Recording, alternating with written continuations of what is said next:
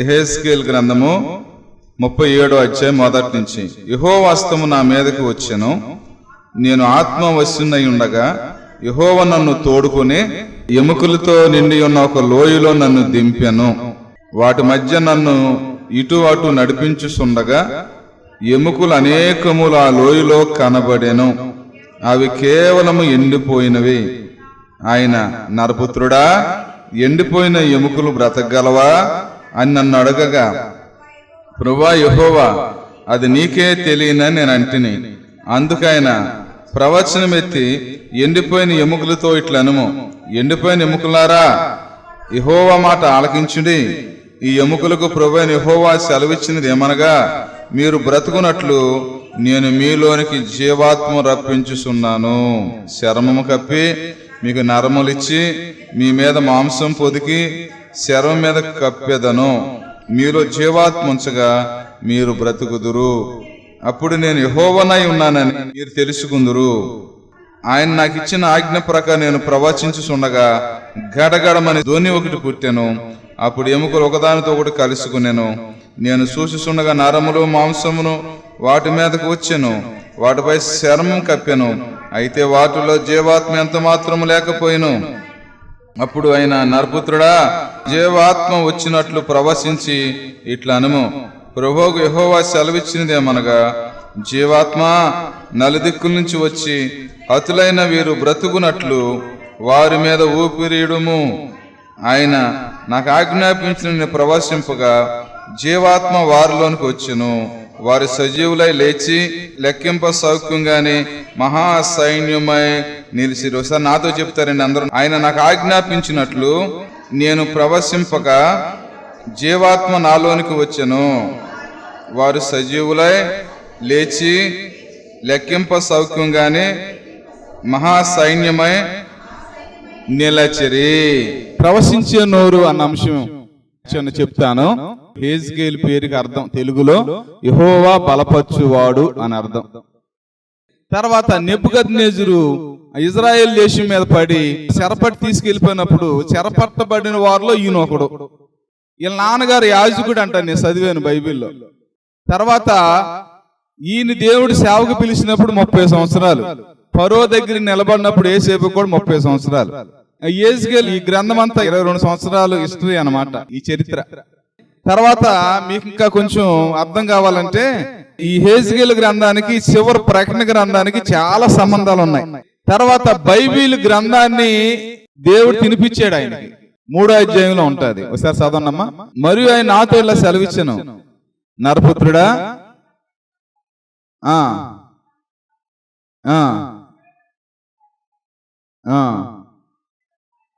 నేను నోరు తెరవగా ఆయన గ్రంథం నాకు తినిపించెను. చిన్నపిల్లలు నోరు తెరితే ఆ ఇడ్లీ గాని ఆ స్నాక్స్ గాని ఆ తల్లి ఎలా తినిపిస్తుందో, దేవుడు అంటే బైబిల్ గ్రంథాన్ని తినిపించాడండి ఈ భక్తుడికి. ఎంత ఆశ్చర్యం అండి! దేవుని ప్రేమ ఎంత గొప్పది.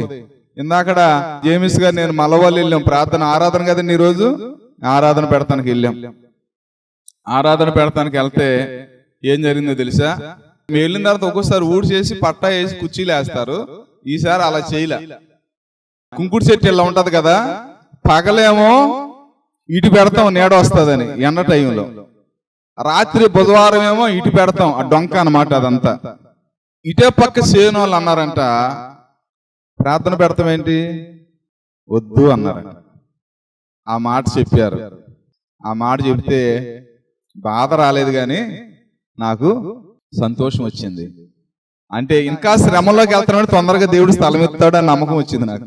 ఇటు పెడితే ఎండ, సరే ఎండలోనే కూర్చుందాం అన్నారు మన బిడ్డలు.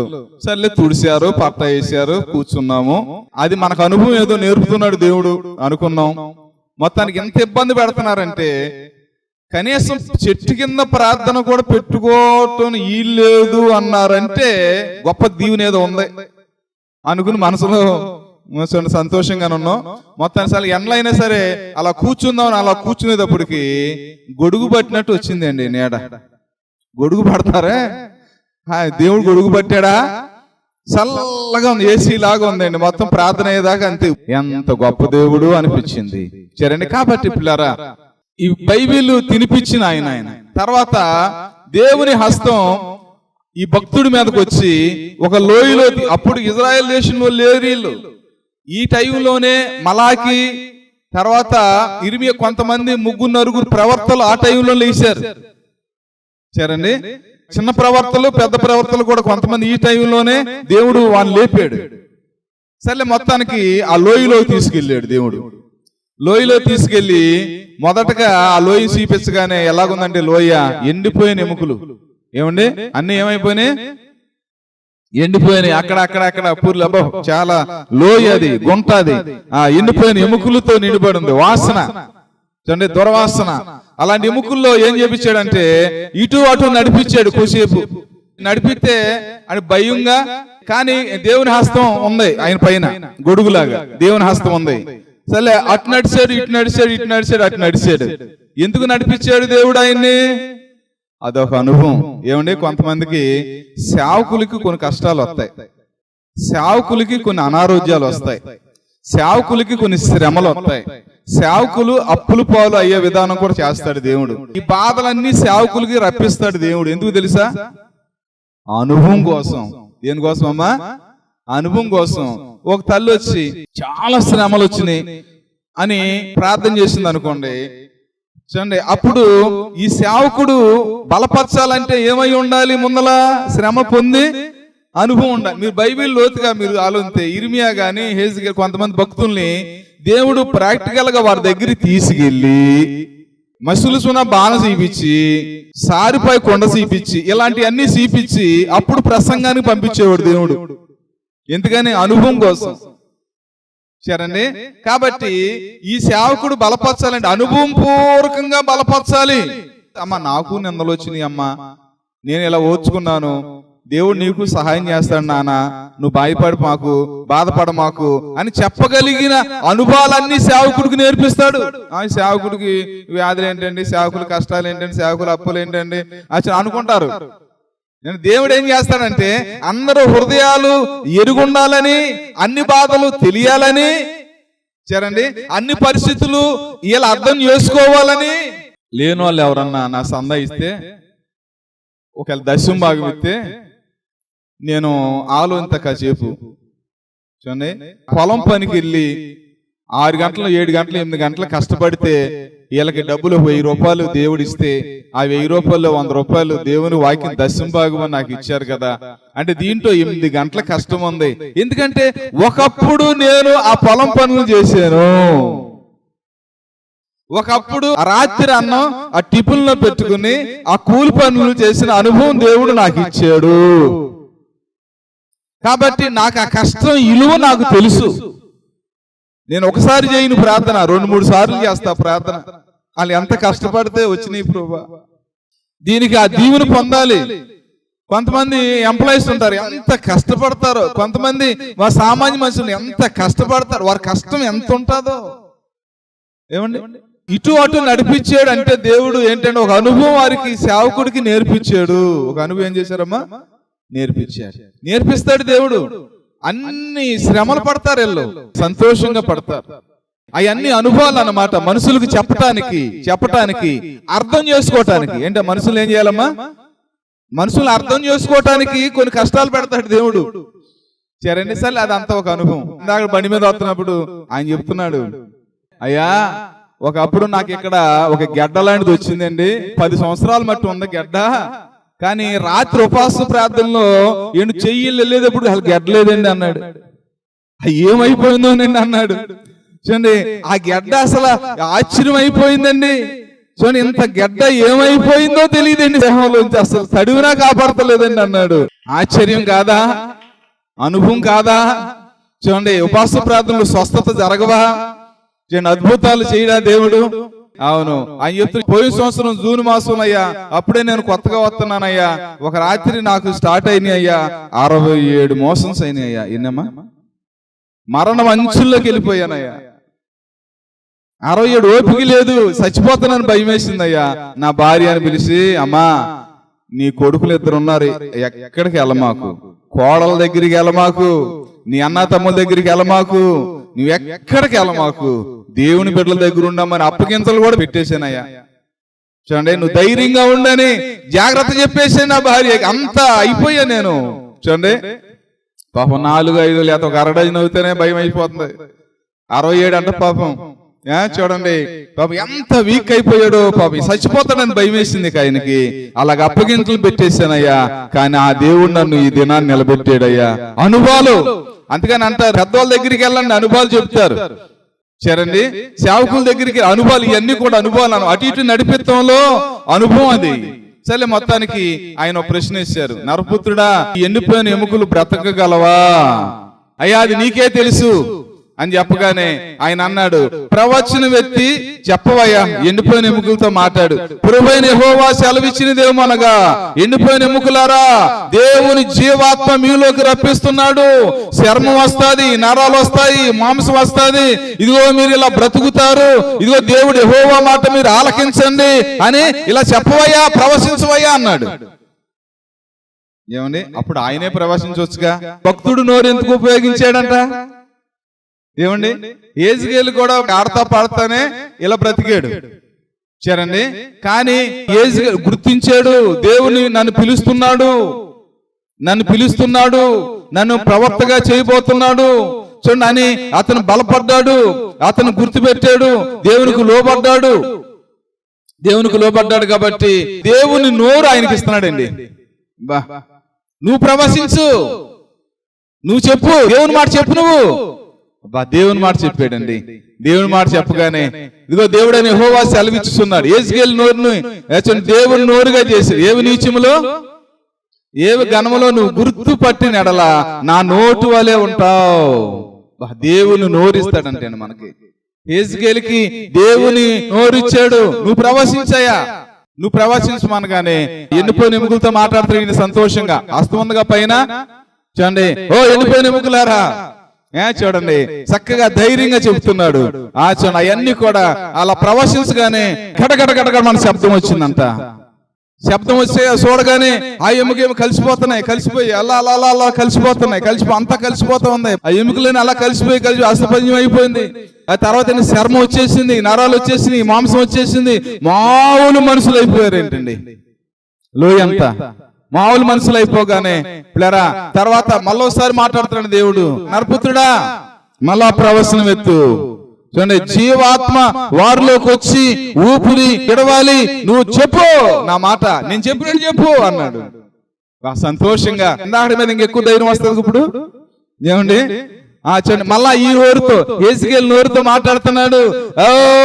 చూడండి, నలు దిక్కుల నుంచి దేవుని ఆత్మ వచ్చి ఇదిగో ఊపిరి ఇడువో అని చెప్పాడు. ఇడవనగానే చూడండి, వారు లేచి ఎవరు లెక్కింప సౌకంగానే మహాసైన్యమై లేచి నిలబడిరి. అబ్బా, దేవునికే. ఏజ్కేలు నోరుని ఎన్ని అబద్ధాలు ఆడిందో చిన్నప్పుడు. అతను దేవుడి సేవకు పిలిచిన తర్వాత ఆ నోరు దేవుని మాట మాట్లాడితే ఎండిపోయిన ఎముకలు బ్రతికినాయండి. ఆయన మాట్లాడితే ఎండిపోయిన ఎముకలు బ్రతికినాయి. ఆయన మాట్లాడితే మనుషులు దేవుని జీవాత్మ వచ్చిందండి. నిజంగా ఎంత సంతోషం అండి. సరేండి, కాబట్టి పిల్లారా ఇప్పుడు అందుకేతం కింద పడిన ఎముక, ఎండిపోయిన ఎముక, ఊపిరి లేని ఎముక, నరం లేని ఎముక, చూడండి ఏమి చేయలేని ఎముక. చూడండి, అవును. కానీ ఇప్పుడు 2 సార్లు ప్రవచనం ఎత్తిన తర్వాత ఏమైందంటే మహాసైన్యమై జీవం గల సంచరిస్తున్న మనుషులతో ఆ లోయ నింపబడింది. లోయ కాపాడతలా, మనుషులే కాపాడుతా ఉన్నారు. దేవుని ఆత్మచర్య ఎంత సంతోషం అండి. ఒక 2 అన్నతమ్ములు ఉన్నారట. 2 అన్నతమ్ములు ఉంటే వారు వీళ్ళకి 3 పిల్లలు, వాళ్ళకి 3 పిల్లలు. వారికి తగాద వచ్చిందంట. తగాద వచ్చిన తర్వాత ఏదో వారు అరుచుకున్నారు, కొట్టుకున్న తర్వాత 10 సంవత్సరాలు మాటలేవంట. ఎన్ని సంవత్సరాల మాటలు? ఈ కాకి అటు వాళ్ళే పని లేదు, వాళ్ళ ఇంటి మీద కాకి పగ, ద్వేషం, పట్టుదల, తగ్గింపు లేదు. అన్నా తమ్ములే ఎన్ని సంవత్సరాలు మాటలేవమ్మా? 10 సంవత్సరాలు. ఈ అన్నా తమ్ముల్ని మీరు చూసుకోండి. చిన్నప్పుడు 3-4 సంవత్సరాల వయసులో ఉన్నప్పుడు ఎన్నిసార్లు కొట్టుకోవాలా? చిన్నప్పుడు కొట్టుకున్న 10 నిమిషాలకే అన్నయ్య, తమ్ముడా కలిసి అన్నం తిన్నారుగా, ఏమండి వాళ్ళ అమ్మ తానం చేయించిందిగా, కలిసి ఒకే మంచం మీద పడుకున్నారుగా. చూడండి ఎన్నిసార్లు కొట్టుకుని ఎన్నిసార్లు కలిసిపోయారు. 10 నిమిషాల్లో కలిసిపోయే వాళ్ళు పెద్ద అయిన తర్వాత 10 సంవత్సరాలు కలవలేదట. అంటే చిన్నప్పుడు ఏముండదు, కక్ష బాధ ఉండదు, చూడండి ద్వేషం ఉండదు చిన్నప్పుడు, పట్టుదల ఉండదు చిన్నప్పుడు. ఏమండి చిన్నప్పుడు తొందరగా మర్చిపోతారు. చూడండి అన్నయ్యే తమ్ముడే అనుకుంటారు కానీ ఇవన్నీ ఉండవు. పెద్ద అయ్యే కొలిది పెరుగుతాయి అవన్నీ. లోకం పెరుగుద్ది, ద్వేషం పెరుగుద్ది. ఆ స్త్రీలు వస్తారు, కొంతమంది మాట్లాడతారు, భార్యలైనా చూడండి. తర్వాత పిల్లలు ఉంటారు, బలం వస్తుంది, ద్వేషం వస్తుంది, నేను తగ్గించుకుంటాం ఏంటి, అలాంటి పొజిషన్లో ఉంటారు. ప్రభువారు ఏమన్నారంటే మీరు మార్పు చెంది బిడ్డలు లాంటి వారు అవ్వాలి, అప్పుడే పరలోక రాజ్యం. ఏం ఉండకూడదు, ద్వేషం ఉండకూడదు, చూడండి ఏం ఉండకూడదు, కులం ఉండకూడదు, ధనం ఉండకూడదు. చూడండి అసలు లోపల ఎంత ప్రభువు లాంటి మనసు ఉండాలండి, అప్పుడే పరలోక రాజ్యం అంట. చూడండి సర్లే మొత్తానికి వీళ్ళ తమ్ముడు ఏం చేశాడంటే ఎవరో చెప్పారు, మొత్తానికి వాళ్ళ స్నేహితుడు తీసుకెళ్లాడు, ప్రార్థన తీసుకెళ్లాడు, మనలాంటి సహవాసంలోకి వచ్చాడు, మారు మనసు పొందాడు. మారు మనసు పొందిన తర్వాత దేవుని ఆత్మ అతను దర్శించింది. దేవుని ఆత్మ అతను దర్శించిన తర్వాత ఇంటికి వెళ్ళిపోయాడు. ఇంటికి వెళ్ళిపోయిన తర్వాత వాళ్ళ అన్నయ్య వాళ్ళ ఇంటికి వెళ్ళాడు. వాళ్ళ అన్నయ్య వాళ్ళ ఇంటికి వెళ్ళగానే వాళ్ళ వదిన తలుపు తీసింది. వదిన అన్నయ్య లేడా అనగానే ఆవిడ మాట్లాడలా. ఉన్నాడయ్యా అనేటప్పటికి వాళ్ళ అన్నయ్య ఎవరో అని వాళ్ళ అన్నయ్య వచ్చాడు. వాళ్ళ అన్నయ్య వచ్చేటప్పటికి ఎవరో ఎదురుగా ఆ తమ్ముడు అయినప్పటికి ఆ తమ్ముడు ఏం చేశాడంటే అన్నయ్య నన్ను క్షమించని చూడండి బావురుమంటూ ఏడుతో కాలు పట్టుకుని క్షమాపణ అడిగాడు. ఏమైంది నీకు, ఏమైందిరా, పర్లేదు లేకు కూర్చో, లేగు అలా ఏడమాకంటే లేదు నన్ను క్షమింతే నేను ఇచ్చి పెడతాను చూడండి అని చెప్తున్నా. అసలు ఏమైంది నీకంటే లేదు నేను మారు మనసు పొందుతున్నాను, ప్రార్థన చేసుకుంటున్నాను, దేవుని ఆత్మ నన్ను దర్శించింది, నా ద్వేషం పోయింది, కోపం పోయింది, పాపం పోయింది, అన్ని పోయింది, దేవుడు నన్ను క్షమించాడు చూడండి. కానీ చూడండి నువ్వు కూడా నన్ను క్షమింతే నేను పరలోకానికి అర్హుడవుతాను అని ఏడ్చినప్పుడు ఆయన ఏడుతూ ప్రారంభించాడు. ఏమండి ఆయన ఎడుతూ ప్రారంభించాడు. కాసేపు ఏడ్చుకున్నారు, కూర్చున్నారు, ఏదో డ్రింక్ తాగారు చూడండి, కాసేపు కూర్చున్నారు, ఆయన వెళ్ళిపోయాడు. చూడండి అప్పుడేమైపోయింది, వారికి ఆ ప్రేమ అనేది ఏర్పడింది. వాళ్ళ ఇంట్లో ప్రార్థన పెట్టుకున్నారు, వాళ్ళ అన్నయ్యని పిలిచారు. ఆ పాస్టర్ గారు చెప్పారు మా అన్నయ్య మా వదిన వాళ్ళ పిల్లలు అందరూ వచ్చారు, సంతోషంగా చక్కగా ప్రార్థన చేశారు. అయ్యా మీరు కూడా రండి ఒకసారి చర్చికి అన్నారు. వాళ్ళు కూడా వెళ్ళారు, వాళ్ళు కూడా మారు మనసు పొందారు. అంతా దేవుడి సన్నిధిలో కలిసి శుభ్రంగా ఉంటున్నారు. వాళ్ళ అన్నతమ్ములు మాట్లాడుకుంటున్నారు. ఒక రోజున ఇంత మంచి దేవుడు మన ఊర్లో ఒక మందిరం లేదు, మన ఊరు పిల్లలందరూ తాగుడుతో నింపబడిపోతున్నారు, పాపంతో నింపబడిపోతున్నారు. ఎక్కడ చూసినా గొడవలు చూడండి, తాగేసి ఇంట్లో పోట్లాట్లు, భార్యలు వెళ్ళిపోతాం, ఎడాకులు చూడండి, చిన్నపిల్లలకు తాగుడు అలవాటు అయిపోయింది, కోడి పందాలు ఇదంతా ఉంది కదా. ఒరే తమ్ముడా మనం మన ఊర్లో ఒక మందిరం కడదాం, మన ఊర్లో పాస్టర్ గారిని అక్కడ దాకా వెళ్తున్నాం కదా, మన ఊరు తీసుకొద్దాం, చూడండి ఇక్కడ కూడా ఆరాధన జరిపిద్దాం, మనం ఎలా మారేమో వాళ్ళు కూడా మన ఊరు మారాలని ప్రార్థన చేయటం మొదలు పెట్టారు. ఒక స్థలాన్ని తీసుకున్నారు, మందిరం కట్టారు, ఓపెనింగ్ ఆ ఊరందరూ పిలిచి భోజనాలు పెట్టారు. అలా ప్రార్థన జరుగుతుంది. ఒక్కొక్క యవనస్తుడు వస్తున్నాడు, మారు మనసు పొందుతున్నాడు. చాలా మంది అనుకున్నారు దేవుడు ఎంత గొప్పోడు, కాకపోతే 10 సంవత్సరాలు మాటలేవు వాళ్ళకి, ఇప్పుడు ఎంత ప్రేమతో ఉన్నారా, దేవుడు నమ్ముకోబట్టే కదా అని ఒక్కొక్కరు పెద్దవాళ్ళు కూడా వస్తాం ప్రారంభించారు. అట్లాగేంటంటే వారి జీవితాలు మారుతున్నాయి, తాగుమోతులు మారుతున్నారు, కుటుంబాలు కట్టబడుతున్నాయి. ఆ ఊర్లో దేవుని ఆత్మ పనిచేయటం ప్రారంభించింది. ఆ ఊరు ఒక దినాన్న అనేక మంది మారు మనసు పొంది ఆ ఊర్లో అనేక మంది ప్రార్థనా పరువులు లేచారు. ఎండిపోయిన ఎముకలు లోయ ఎలాగో మహా సైన్యమై నిలబడిందో ఆ గ్రామం కూడా దేవుడు దర్శించబడి ఎండిపోయిన చూడండి, నీతి లేని, పరిశుద్ధత లేని, ఎక్కడ చూసినా తాగి పడిపోయి పందుల్లాగా చూడండి ఉన్న ఆ ప్రాంతం ఏమైందంటే దేవుని సన్నిధితో ఎంత మారిపోయిందో. ఎండిపోయిన ఎముకలుగా లేదు ఆ లోయ, ఆ గ్రామం ఎండిపోయిన స్థితిలో లేదు, సిగురించింది. విశ్వాసం ఎంత దేవుని కార్యాలు చూశారు. లేరా చమరశ్రీని అందరూ అసహించుకుంటమే, జక్కీని అందరూ అసహించుకుంటమే, ఇక ఆడి జీవితంలో మారడు అనుకున్నవారు మారి ఎంత పరిశుద్ధులైపోయారు, మారి ఎంత నీతిమంతులైపోయారు. చూడండి సమస్తం విడిచిపెట్టేశారు, తిరిగిచ్చేసాడు జక్కయ్య.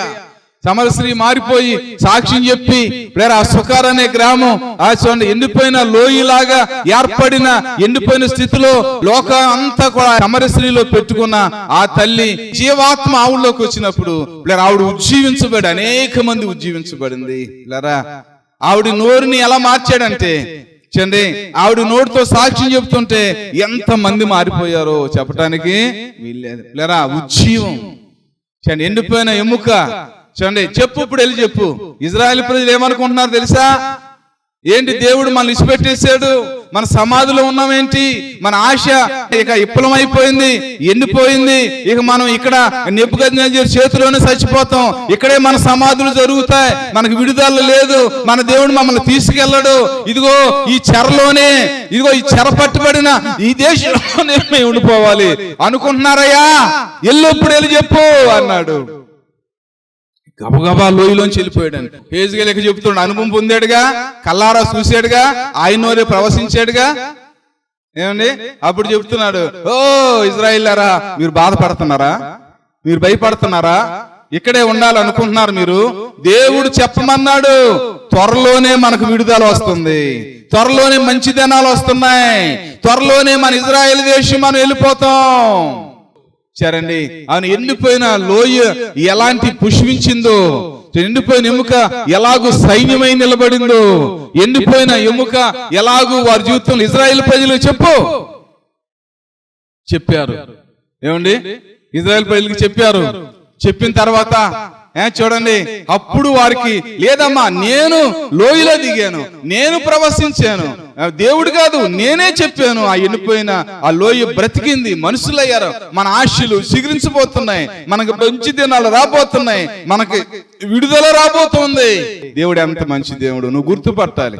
ఏవి లోకమో, ఏవి నీచములో, ఏవి ఘనములో, ఏది మంచిదో, ఏది చెడో, ఏది విశ్వాసమో, ఏది పరలోకమో, ఏది ఆశీర్వాదమో చూడాలి, ప్రార్థన చేయాలి. ఏం చేయాలమ్మా దేవుని సన్నిధిలో ప్రార్థన. మొన్న ఒక ఇంటికి వెళ్తే ఆవిడ చెబుతుంది, అరే నువ్వు 5 నిమిషాలు ప్రార్థన చేస్తే 5 రూపాయలు ఇస్తాను రా అందంట వాళ్ళ మేనల్లుండి. ఎంతమ్మా 5 నిమిషాలు ప్రార్థన చేస్తే, 10 నిమిషాలు ప్రార్థన చేస్తే 10 రూపాయలు ఇస్తా. ఎప్పుడో కాదు, నువ్వు ప్రార్థన చేసి ఆమేన్ అనగానే ఇచ్చేస్తాను. 20 నిమిషాలు ప్రార్థన చేస్తే నిమిషానికి రూపాయి. ఎందుకంటే ఆవిడకి ఆశ ఏంటంటే చూడండి మోకరిస్తాడని, ప్రార్థన చేస్తాడని, డబ్బులైనా సరే ఒకవేళ ప్రార్థన చేస్తే ఆ బిడ్డ దేవునాత్మ తాకుద్దని, ఆ ప్రార్థన నేర్చుకుంటాడని, రేపొద్దున ఆ ఊరు వెళ్ళిపోయినా సరే సెలవులు అయిపోయిన తర్వాత అక్కడ కూడా ఈ ప్రార్థన చేస్తాడేమో ఆశ. ఏంటమ్మది ఒక ఆశ. సరండి అవును, మనం కూడా దేవుడు ఉజ్జీవించాలని, మనం కూడా ప్రార్థన చేస్తే దేవుడు కార్యాలు చేయాలని ఆయన చూస్తా ఉన్నాడు. సరండి కాబట్టి అప్పుడు ఇజ్రాయేల్ ప్రజలు ఈ భక్తుడు వెళ్ళి చెప్పినప్పుడు, అమ్మో నిజమేనయ్యా హెజ్కేలు నిజమేనా, దేవుడు మీతో చెప్పాడా, మనం తొందరగా విడుదల పొందుతున్నామా, మన దేశం వెళ్ళిపోతున్నామా, ఇజ్రాయెల్ దేశం వెళ్ళిపోతాం మనం. చూడండి అక్కడ మన దేవుడు మన ఆరాధన చేస్తామా, మనకు స్వేచ్ఛ వస్తుందా, మన ఇళ్లలో మనం ఉంటామా, మన స్వతంత్రం వస్తుందమ్మా, దేవుడు చెప్పాడమ్మా, అమ్మయ్య అంత సంతోషం అండి. చూడండి కాబట్టి పిల్లరా మనల్ని దేవుడు ఇచ్చిపెట్టే దేవుడు కాదు, మనల్ని బలపరిచే దేవుడు, మనల్ని నడిపించే దేవుడు. లోయ ఎండిపోయిన ఎముకల లోయ సజీవులై మహాసైన్యమై నిలబడినట్టుగా. చూడండి ఒకవేళ అప్పులతో ఉన్నావా, నిరాశతో ఉన్నావా, అనారోగ్యంతో ఉన్నావా, మనశ్శాంతి లేకుండా ఉన్నావా, నువ్వు ఎలాంటి ఇబ్బందులు ఉన్నా సరే నీ జీవితాన్ని దేవుడు దీవెనకరంగా మారుస్తాడు, నిన్నే ఆశీర్వాదకరంగా మారుస్తాడు, నిన్నే దీవెనకరంగా దేవుడు లోయని ఎలాగూ ఆ సజీవులై మనుషులతో నింపాడో ఆ దేవుడు ఈ రోజు మనం నమ్ముకున్న దేవుడు నీ జీవితాన్ని కూడా దేవుడు గొప్పగా ఆశీర్వాదకరంగా మార్చిపోతున్నాడు. చిన్న ప్రార్థన చేసుకుందాం పిల్లారా.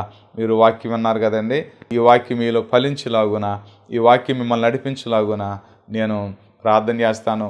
ఆ తర్వాత మీకు ఎవరికైనా అనారోగ్యంగా ఉంటే మీ చేతులు ఎక్కడ అనారోగ్యం ఉంటే అక్కడ పెట్టుకోండి, లేదా తల మీద అయినా పెట్టుకోండి. మీరు విశ్వాసం ఉంచండి ఈ ప్రార్థన మీద. నేను విశ్వాసంతో ప్రార్థన చేస్తాను. మీ విశ్వాసం మా విశ్వాసం గొప్ప కార్యాలని దేవుడు స్వస్థత కార్యాన్ని దేవుడు నడిపిస్తాడు. చిన్న ప్రార్థన. పరిశుద్ధైన మా తండ్రి, ప్రేమగల ప్రభువా, దయగలిగిన మా తండ్రి, మీకు వందనాలు, స్తుతులు, స్తోత్రాలు అయ్యా. ఈ మాటలన్నీ కూడా వారి హృదయాల మీద పనిచేయటానికి, వారిని నడిపించడానికి, వారిని విమోచించడానికి సహాయం చేయడాడి. మీకు వందనాలు నాయన. ఎవరైతే చేయి పెట్టుకున్నారో వారు చేయి మీ చేయి పెట్టి నాయన, మీరు పొందిన దెబ్బల చేత మా స్వస్థత కలుగుతుంది నాయన. నీ వస్త్రపు చెంగులో స్వస్తున్నది, మీ నోటు ఉమ్ములో స్వస్తుంది, మీ నోటు వాక్కులో స్వస్తుంది యేసయ్యా. ఎవరైతే అనారోగ్యంగా ఉన్నారు మీరు మీ యేసు నామములు ఇప్పుడే స్వస్థపరిచిన ఆయన. అయ్యా మా దగ్గర ఇండి బంగారం లేవు కానీ మాకు కలిగిందే నీకు ఇచ్చుస్తున్నావు నజరేయుడైన యేసు నామంలో నాయన. వారు పేతురు యోహాను ప్రార్థించినప్పుడు ఎలాగో పుట్టుకుంటూ వాళ్ళు వేసాడు ప్రభా. మీ నామంలో శక్తి ఉందయ్యా, మీ నామంలో శక్తి ఉందయ్యా, మీ నామంలో విడుదల ఉందా, మీ నామంలో స్వస్థత ఉందయ్యా నాయన. ఇగో నాయన బిడ్డలను స్వస్థపరిచి ఆరోగ్యం చేత నింపండి, గొప్ప రక్షణ బిడ్డలకు దయచేయమని, ఈ కుటుంబంలో శాంతి సమాధానాలు దయచేయమని మా జీవోత్పత్తి యేసే పాదం దగ్గర సాగిలపడి అతి వినయంతో అడిగి వేడుకుంటున్నాము తండ్రి. ఆమేన్, ఆమేన్, ఆమేన్. మంచిదండి పిల్లరా. మీ ఇంకా ప్రార్థన అవసరం కావాలంటే మా ఫోన్ నెంబర్లకి మీరు ఫోన్ చేయండి, మీకు మేము అందుబాటులో ఉంటాం. మంచిదండి.